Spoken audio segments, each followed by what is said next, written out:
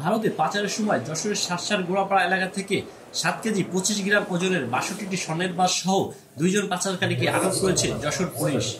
সোমবার সন্ধ্যায় গোড়াপাড়া আমতলা সীমান্ত থেকে তাদের আটক করা হয়।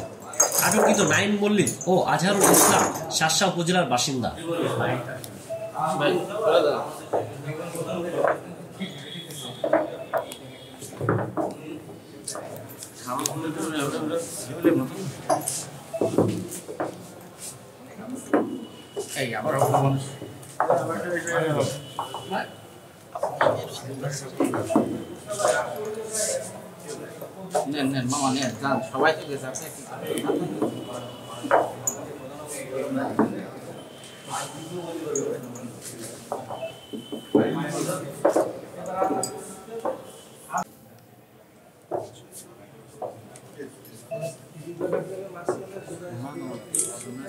নাবারুন সার্কেল পুলিশের এডিশনাল এসপি জুয়েল ইমরান জানান, 7/11/2022 খ্রিস্টাব্দ তারিখ শার্শা থানাধীন গোড়াপাড়া পুলিশ ক্যাম্পের পুলিশ সদস্যরা শার্শা থানাধীন লক্ষণপুর মোজাস্ত আমিনুরের চাতালের মোড় নামক স্থানে চেকপোস্ট ডিউটিতে নিয়োজিত ছিল।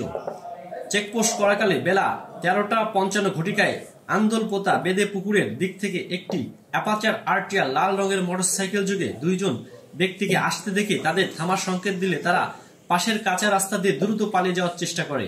পালিয়ে যাওয়ার প্রাককালে নিয়োজিত পুলিশ সদস্যরা জৈনিক ইসলাম বিডিআর এর কলাই ক্ষেতের পাশে কাঁচা রাস্তার উপর তাদের আটক করে।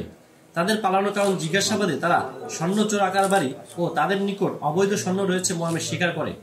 পরবর্তীতে উপস্থিত লোকজন, স্থানীয় জনপ্রতিনিধি এবং স্থানীয় সাংবাদিকদের উপস্থিতিতে জব্দকৃত মোটরসাইকেলে তাদের 2 জনের বসার মধ্যবর্তী স্থানে বিশেষ কায়দায় রক্ষিত একটি শপিং ব্যাগ থেকে 62 পিস বিভিন্ন আকার ও ওজনের স্বর্ণের বার, যার মোট ওজন 7 কেজি 12 গ্রাম, যার আনুমানিক মূল্য 5,15,00,000 টাকা উদ্ধার করতে সক্ষম হয়।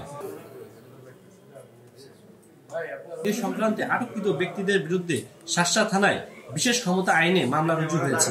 আমাদের যশোর জেলার শার্শা থানাধীন আমাদের গোড়পাড়া পুলিশ ক্যাম্পের পুলিশ সদস্যরা তাদের চেকপোস্ট পরিচালনাকালে আমরা একটি মোটরসাইকেল যোগে 2 জন আরোহীকে আটক করি এবং তাদের কাছ থেকে আমরা বিভিন্ন আকার এবং ওজনের মোট 62টি স্বর্ণের বার, যার ওজন 7 কেজি 12 গ্রাম এবং আনুমানিক মূল্য প্রায় 5,15,00,000 টাকা, এই 62টি স্বর্ণের বার আমরা উদ্ধার করি এবং সেগুলো বিধি মোতাবেক জব্দ করি এবং এই সংক্রান্তে 2 জন ব্যক্তিকে আমরা ইতিমধ্যে আটক করেছি।